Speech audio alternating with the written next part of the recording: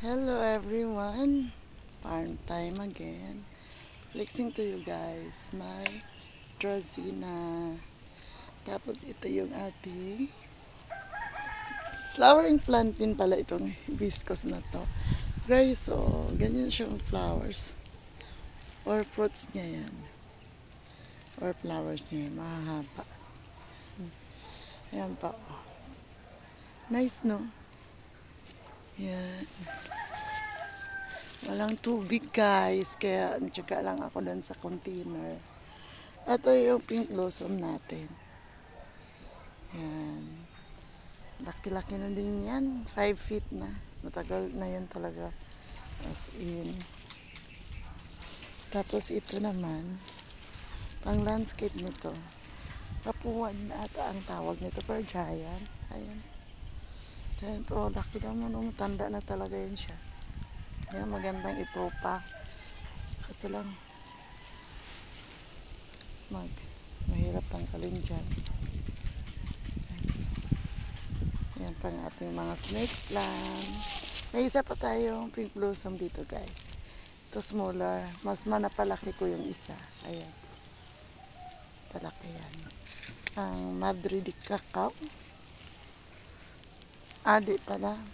Madre de Agua gali. Yan. Yan, malalaki na. Ito, oh, walang problema. Kahit walang dilig, buhay na buhay si Madre. Agua, Madre Agua ba yan? Ayan. Tanggalin lang natin ito yung dahon. Kaya actually, nahuhulog lang yan. Yan.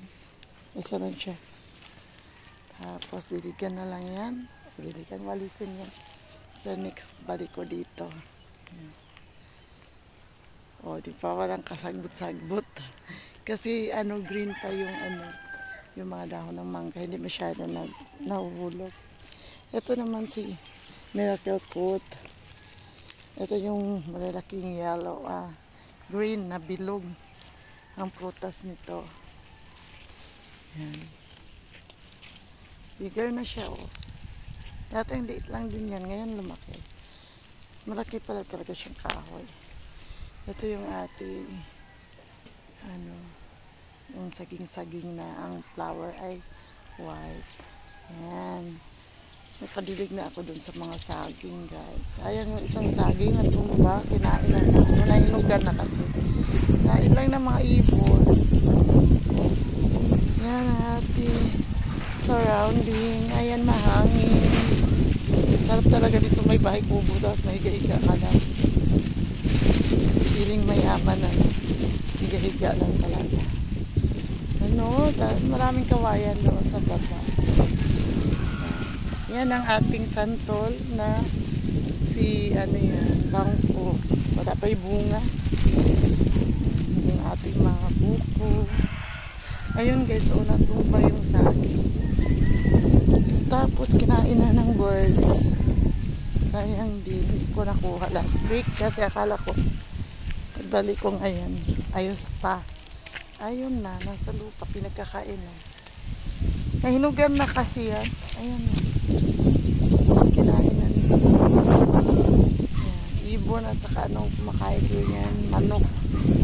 Diba? Ang mga hinog-hinog lang din. Ayan ang ating buko. May bunga pa rin. Ayan sa baba. Yan ang ating malaking mangga din. May bunga pa man nandiyan sa likuran. Doon sa side na yon, dito sa side na to. Yan, may bunga. Pero dito parang wala. Pero mahina din ang bagsak ng dahon kasi green pa talaga sila.